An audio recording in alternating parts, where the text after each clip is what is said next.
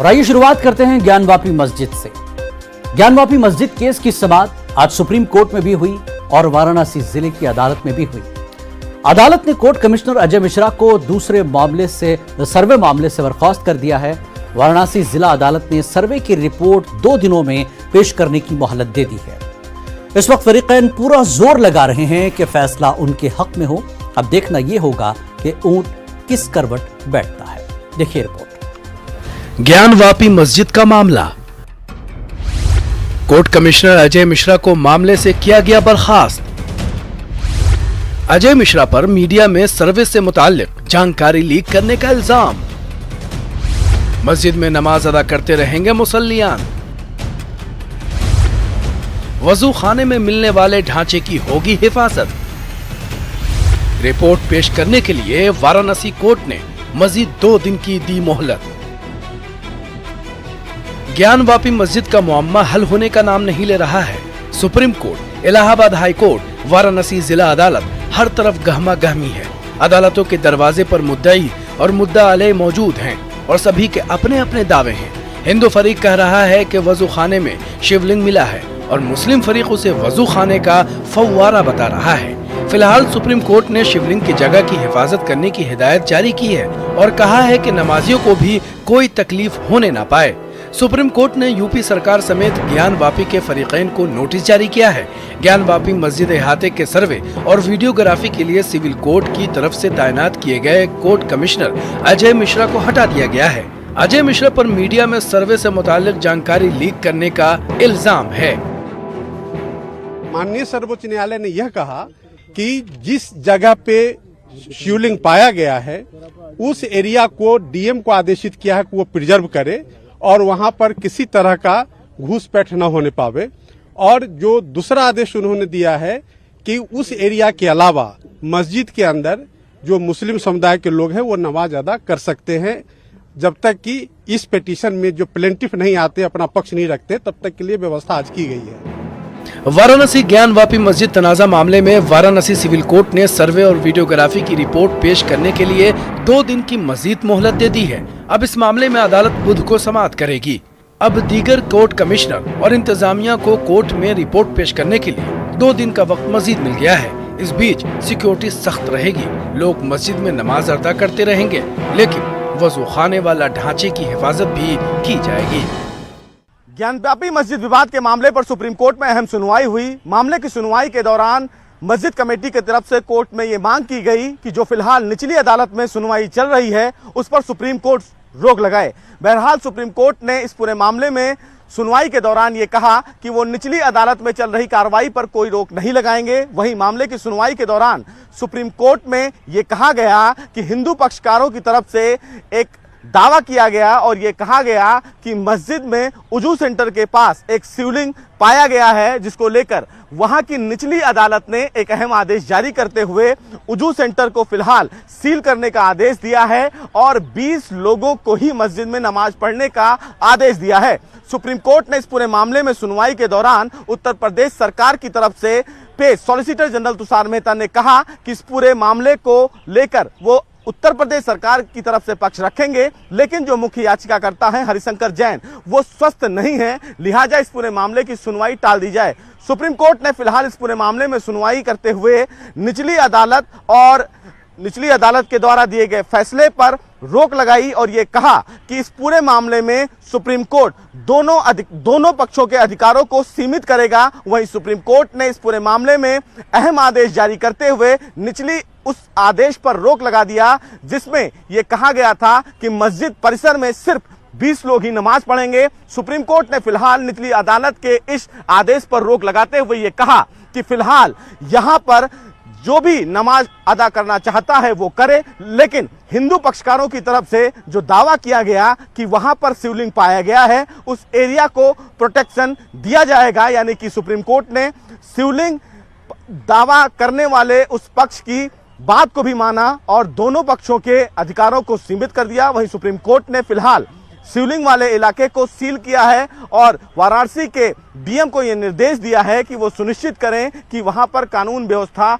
न बिगड़े। बहरहाल सुप्रीम कोर्ट ने मामले की सुनवाई करते हुए सभी पक्षकारों को इसमें नोटिस जारी करके 19 मई को सुनवाई के लिए लगाया है। देखना बेहद अहम होगा कि जब सुप्रीम कोर्ट इस पूरे मामले में 19 तारीख को सुनवाई करेगा तो हिंदू पक्षकारों की तरफ से और उत्तर प्रदेश सरकार की तरफ से कोर्ट में क्या कुछ दलीलें दी जाती हैं। कैमरामैन विपिन के साथ सुशील पांडे, न्यूज़ 18 दिल्ली। और एमआईएम सरबराह असदुद्दीन अवैसी ने कहा कि जल्द इस मसले पर all India Muslim personal law की मीटिंग होगी और सिर्फ ज्ञानवापी ही नहीं, जितनी भी इबादतगाहें हैं उनके बारे में फैसला लेंगे। मैं इतना ही सजेस्ट करूंगा कि बीजेपी और आरएसएस 1991 एक्ट को फॉलो करें और चाबी ना दें इस चीजों को। ये सब के सब कौन है ये लोग? क्या इनका कनेक्शन आरएसएस से नहीं है? पॉलिटिसाइज नहीं करना चाह रही है, उससे ज्यादा आगे जाना चाह रही है। जो कल्चरल हिस्ट्री है पूरा उसको इरेज करना चाहते हैं। ये उनका असल मंशा और मकसद है। क्यों देंगे मस्जिदन? कब तक दिल बड़ा करेंगे? आप तो हमारा जिस्म ही काट दिए, अब कौन सा दिल बचा है? जो ज्ञानवापी मस्जिद का मुद्दा जो आया है और ऐसे कई मसाजिद हैं वहां पर भी इस तरह के झूठे दावे किए जा रहे हैं और मुल्क में जो नफरत की राजनीति हो रही है, बीजेपी अपनी नाकामियों को छुपाने के लिए इस तरह के मुद्दों को आगे बढ़ा रही है। तो ये उसमें मीटिंग में जूम पर मीटिंग होगी और उस मीटिंग के बाद जाहिर है मुस्लिम पर्सनल लॉ बोर्ड के स्पोक्स पर्सन आपको पूरा बोलेंगे उसमें क्या तय हुआ, क्या क्या बातें हुई। All India Muslim personal law board के रुकन कमाल फारूकी ने ज्ञानवापी मस्जिद के सर्वे पर नाराजगी जताई। कमाल फारूकी ने न्यूज़ 18 उर्दू से बात करते हुए बुद्धिज्म की तहजीब को लेकर सवाल उठाते हुए कहा कि हिंदुस्तान से ही बुद्ध मजहब चला, लेकिन वो तहजीब अब कहां है। उन्होंने कहा कि अगर फिर से तारीख लिखने और तारीख की बातों को ठीक करने की कोशिश करेंगे तो इस मुल्क को नुकसान होगा। फारूक साहब, एक अहम सवाल ये है कि जिस तरीके से ये सर्वे हुआ, अभी वो अदालत में सबमिट भी नहीं हुआ, लेकिन वो पहले से ही इस तरह के दावे किए जाने लगे कि वहां पर क्या चीजें मिली और क्या चीजें नहीं मिली। तो पहले से ही इस तरह की चीजें सामने आने लगी, उसको लेकर के आप क्या सोचते हैं? ये अदालत को प्रेशराइज करने की एक टैक्टिक्स है जो बाबरी मस्जिद के केस में हुआ। अदालत को इतना मजबूर कर दीजिए, इतना सोच लीजिए कि अदालत ये सोचने के ऊपर मजबूर हो जाए, ओहो भाई अगर हमने ये किया तो ये हो जाएगा। अब वो तो हम कह नहीं सकते कि हम ना तो किसी जज के ऊपर कोई कमेंट कर सकते हैं, ना सुप्रीम कोर्ट के ऊपर कर सकते हैं, लेकिन सुप्रीम कोर्ट के लिए आपने ऐसे हालात क्यों पैदा कर दिए कि लोग बाग सोचने पर मजबूर हो जाएं कि कोर्ट का जजमेंट देने के बाद जो है कौन सा किस जज को आपने क्या नवाजा। लेकिन एक सवाल ये भी है कि जिस तरीके से रिपोर्ट पेश नहीं हुई थी, लेकिन उससे पहले ही एक लेटर लिखा गया और उस पर एक ऑर्डर भी पास कर दिया कि वजू खाने को सील कर दिया जाए। ये सारी चीजें जो है ना सर, ये तारीख का हिस्सा बनेगी और तारीख जो है ना वो कहीं मिटाने से नहीं मिटती है। तारीख तो निकल कर आएगी। अगर औरंगजेब रहमतुल्लाह अलैह ने अगर कोई गलती करी थी वो भी पता चल जाएगी, अगर ब्राह्मणिज्म ने अगर कोई गलती करी है वो भी पता चल जाएगी, मुसलमानों ने गलती करी है वो भी पता चल जाएगी। लेकिन इसकी तारीख में जिस तरह से ये बात आती है कि वहां पर मंदिर था और हिंदू राजाओं के कहने पर औरंगजेब ने वो मंदिर को तोड़ा था और फिर वहां पर एक टुकड़ी छोड़ी और उसके बाद वहां पर उन टुकड़ी के लिए मस्जिद बनाई थी, इस तरह की जो बातें आती हैं उसको लेके कैसे देखते हैं आप? आप क्या समझते हैं कि कोई राजा इतना बड़ा बेवकूफ़ होगा जो औरंगजेब जैसा, जिसने पूरे हिंदुस्तान के इधर से लेकर उधर तक फतह हासिल करी थी और उसकी हुकूमत कायम हुई थी, वो क्या इतना बेवकूफ़ होगा कि वो इस तरह की चीज़ें अगर कोई बनाएगा तो कुछ छोड़ कर जाएगा या इस छोटी सी चीज़ के लिए कर? उसके तो पास तो पूरा मुल्क था, कहीं भी कुछ बना लेता। मैं ये समझता हूँ कि ये हिस्ट्री को डिस्टॉर्ट करने वाली बात है।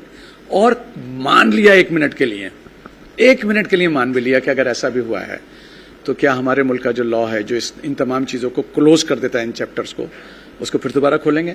तो इसका मतलब ये हुआ कि जो आप कानून बना रहे हैं उनकी भी हैसियत बिल्कुल उसी तरह की है जिस तरह से आप आर्कियोलॉजिकल डिपार्टमेंट के जरिए अपने पास्ट को खोद के निकाल रहे हैं। और जब खोद के निकालेंगे तो आपको पता चलेगा कि उसके अंदर तो बहुत सारी चीज़ें निकलेंगी, उसमें अच्छी चीज़ें भी निकलेंगी, मादनियात भी निकलेंगी जो मुल्क के लिए बेहतर होंगी, और उसमें ऐसी चीज़ें भी निकलेंगी जिससे खुद हर मजहब का मानने वाला शर्मिंदा हुआ कि हमारे बुजुर्गों ने ऐसा क्यों किया। ऑल इंडिया इत्तेहाद मिल्लत काउंसिल के कौमी सदर मौलाना तौकीर रजा ने कहा कि इस वक्त बरादरान वतन को फैसला लेने का वक्त है कि वो किसकी हिमायत करना चाहते हैं।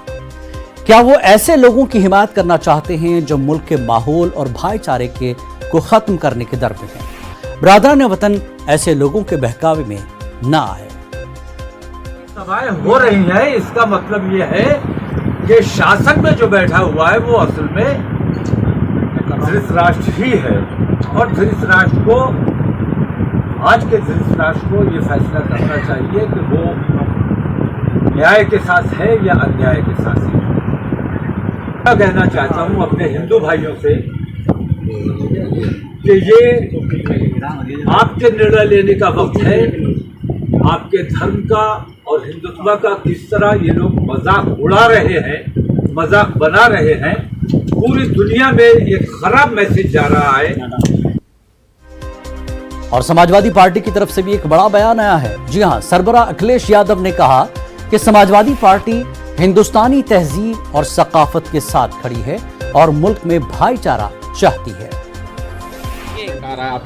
ज्ञान वापी मस्जिद पर, और आपको जानकारी होनी चाहिए कि जब मैं बनारस गया था तो मुझसे पूछा गया था तो मैंने जवाब दिया। लेकिन भारतीय जनता पार्टी ऐसी पार्टी है जो अपना विपक्ष बना के रखती है। हम विपक्ष हैं वो सवाल नहीं है।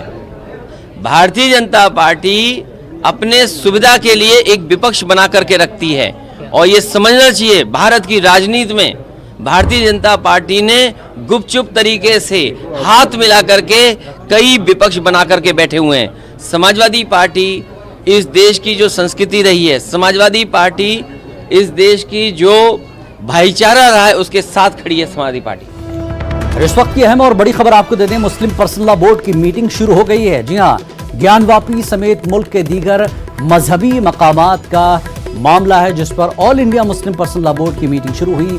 बोर्ड की एग्जीक्यूटिव अरकान की हो रही है मीटिंग। वर्चुअल मीटिंग में मौलाना अरशद मदनी समेत दीगर अरकान शामिल हैं। मुल्क में चल रहे मौजूदा हालात को लेकर बनाई जाएगी हिकमत अमली। मुस्लिम पर्सनल लॉ बोर्ड की इस वक्त एक अहम मीटिंग हो रही है। ज्ञानवापी समेत मुल्क के दीगर मजहबी मकामात का मामला जिस तरह से उभर कर आ रहा है, इस पूरे मामले को लेकर all India Muslim personal law board की मीटिंग शुरू। बोर्ड की एग्जीक्यूटिव अरकान की हो रही है मीटिंग। वर्चुअल मीटिंग में मौलाना अरशद मदनी समेत दीगर अरकान शामिल हैं। मुल्क में चल रहे मौजूदा हालात को लेकर बनाई जाएगी हिकमत अमली। मुस्लिम पर्सनल लॉ बोर्ड की मीटिंग में ये तमाम बातों पर गौर व फिक्र करने के लिए इस वक्त वर्चुअल मीटिंग चल रही है। All India Muslim personal law board की मीटिंग इस वक्त जारी है। वर्चुअल मीटिंग में मौलाना अरशद मदनी समेत दीगर अरकान भी शामिल हैं। मुल्क में चल रहे मौजूदा हालात को लेकर हिकमत अमली बनाए जाने की बात हो रही है।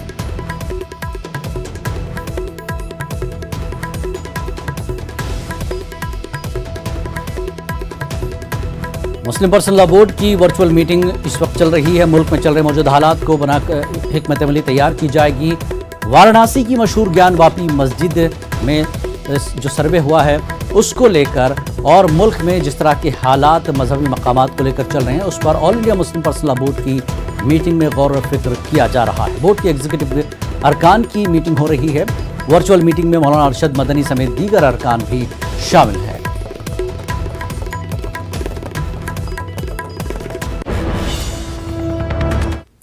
और आगे बढ़ेंगे। वाराणसी की मशहूर ज्ञानवापी मस्जिद में सर्वे कराने और वजू खाने को सील करने पर जारी तनाज़े के दरमियान अब मथुरा की मशहूर शाही ईदगाह को सील करने का मुतालबा किया गया है। एडवोकेट महेंद्र प्रताप सिंह ने मथुरा सिविल जज सीनियर डिवीजन की अदालत में दरख्वास्त दायर की है, जिसमें उन्होंने शाही ईदगाह पर सिक्योरिटी बढ़ाने, वहां आने जाने पर पाबंदी और सिक्योरिटी एहलकार तैनात करने का मुतालबा किया है। महेंद्र प्रताप सिंह ने इस दरख्वास्त में ज्ञानवापी मस्जिद तनाज़े का हवाला देते हुए कहा कि वाराणसी की ज्ञानवापी मस्जिद में जिस तरह से हिंदू शिवलिंग के बाक़ियात मिले हैं, इससे वाज़ेह हो गया कि मुद्दा अलैहान शुरू से ही इस वजह से मुख्तलिफ बहाने करते रहे हैं। उन्होंने कहा कि ये सूरत हाल श्री कृष्ण जन्मभूमि प्रॉपर्टी की है, जो कि असली गर्भगृह है। वहाँ पर भी सभी हिंदू मजहबी आसार, कमल, शेषनाग, ओम, स्वास्तिका वगैरह हिंदू मजहबी निशानात और बाक़ियात हैं। इसमें से कुछ को मिटा दिया गया है और कुछ को मिटाने की कोशिश की जा रही है। इस सूरत हाल में अगर हिंदुओं के बाक़ियात को तबाह कर दिया गया तो केयर टेकर ऑफ प्रॉपर्टी बदल जाएगा। और सूट का मकसद खत्म हो जाएगा।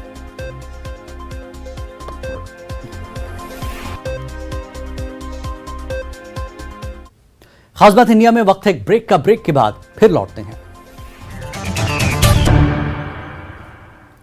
खास बात इंडिया में एक बार फिर आप सभी का इस्तकबाल है और बात करेंगे असम की।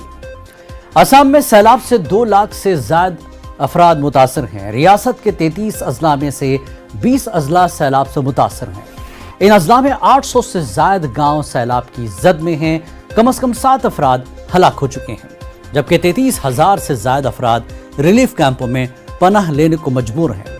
6,500 से ज्यादा मकानात सैलाब की जद में आकर या तो मुनहदिम हो गए हैं या फिर उन्हें नुकसान पहुंचा। कछार और होजाली में सैलाब से सबसे ज्यादा तबाही हुई। कई अहम शाहराहें बह गई हैं, पुलों को नुकसान पहुंचा है। हाफलॉन्ग का इलाका सड़क और रेल रास्तों से कट गया है। न्यू हाफलॉन्ग रेलवे स्टेशन ज़ेरे आब आ गया है। कई ट्रेनें मनसूख कर दी गई हैं। मुतासरा इलाकों में राहत कार्य जारी है।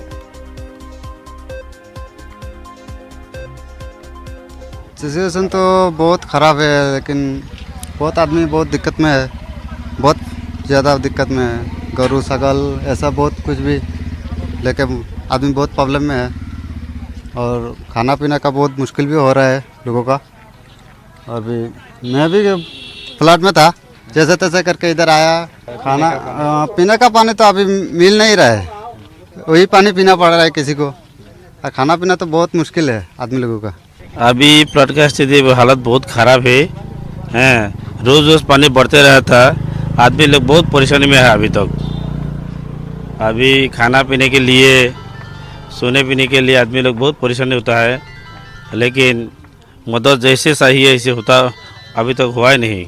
हाँ, यहाँ में हमारा से और ज़्यादा कोई आदमी 10 बीघा, कोई आदमी 20 बीघा, 30 बीघा, 25 बीघा ऐसा ही खेती किया है।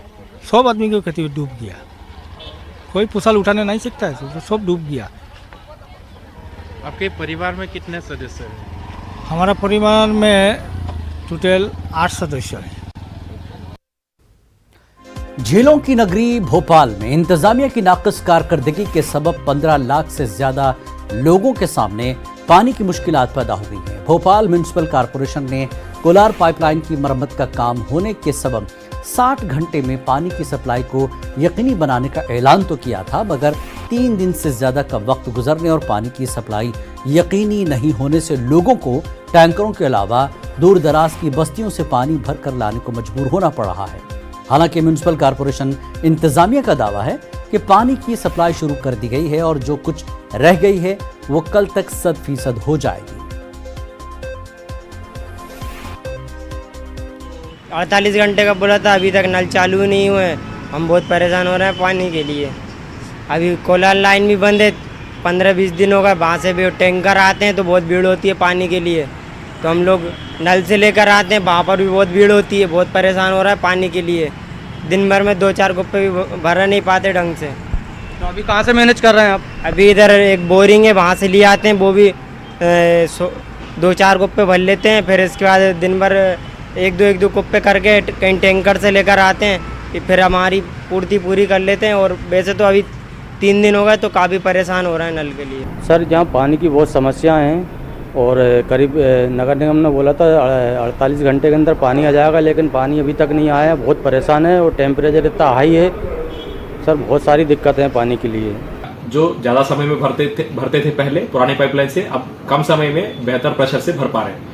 इसे मैं जरूर आश्वस्त करना चाह रहा हूँ कि और प्रेशर बढ़ेगी और सप्लाई की टाइम माना बेहतर होगा और लोगों को जो पानी की मात्रा जो उपलब्ध हो पाएगी और बेहतर मिल पाएगी। आज मिसुआ जहाँ पे है स्थान है, उधर हम लोग पानी दे रहे हैं और कल सुबह से उम्मीद है कि पूर्णतः वाला नॉर्मल हो जाएगी। एक चांस ये है कि कहीं पे छोटे छोटे से मिट्टी का पानी आ रहा होगा, लेकिन ये शुरुआत में ऐसा चैलेंज रहता है। 1-2 डेज में ही पूरा का पूरा बेहतर पानी आएगी और सप्लाई भी मध्य प्रदेश उर्दू एकेडमी के माली ताउन से शाया होने वाली रियासत के शायरों और अदीबों की किताबों का भोपाल में इजरा किया गया। इजरा तकरीब में मुमताज सहाफ़ी व शायर बृजनाथ बेताब, न्यूज़ 18 नेटवर्क के group editor Rajesh Raina, Syed Salahuddin Dubai, Mumtaz अफसाना निगार दीपक बुद्की और मुमताज अदीब खालिद हुसैन की खुसूसी शिरकत ने तकरीब को पुरवकार बना दिया।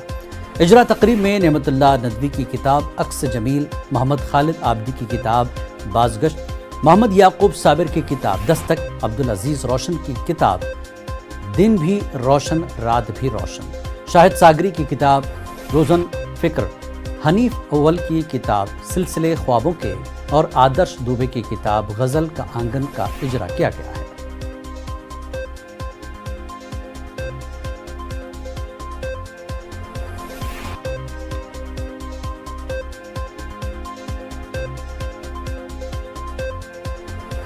मोहब्बत की कहानी नहीं मरती, लेकिन लोग किरदार निभाते हुए मर जाते हैं। जितने भी स्टेज पर तशरीफ फरमा मुकर्रीन हैं, मैं आपसे आगे की नस्ल और हमसे आगे की जो नस्ल है वो आपको अश्योर कर सकते हैं कि ये किरदार जो अगर मर चुके हैं तो उन्हें जिंदा किया जाएगा और जो जिंदा है उन्हें मरने नहीं दिया जाएगा। बुलेटिन में फिलहाल इतना ही। आखिर में देखिए क्रिप्टो की समझ। हमें दीजिए इजाजत। आदाब।